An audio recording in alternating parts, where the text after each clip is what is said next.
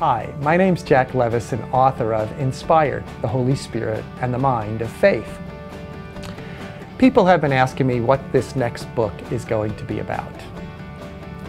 I think the best way to let you know is to tell you this story.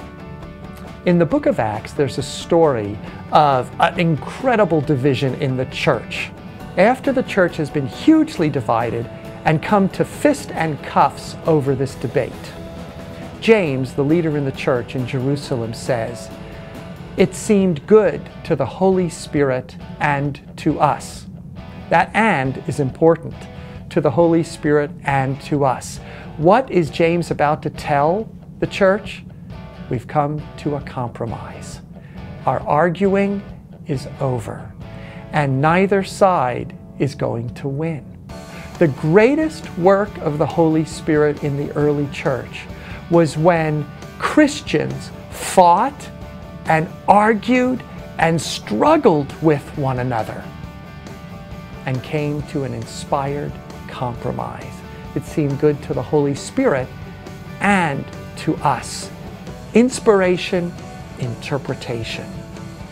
Holy Spirit, human effort. It may not take much to see that the church is headed toward a deep divide, if not a schism.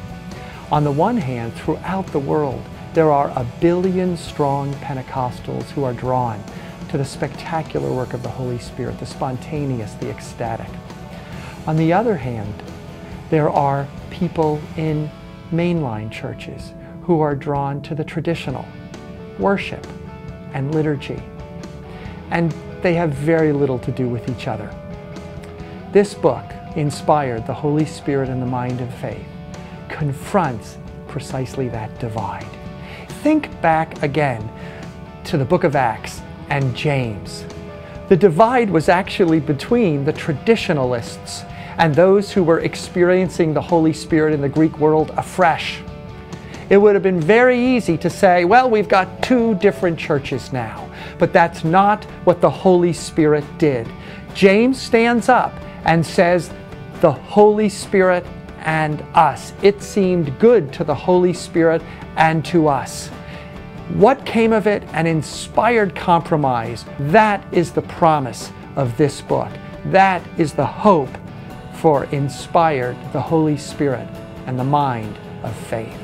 For more information on Inspired and its author, Jack Levison, please visit www.johnrlevison.com.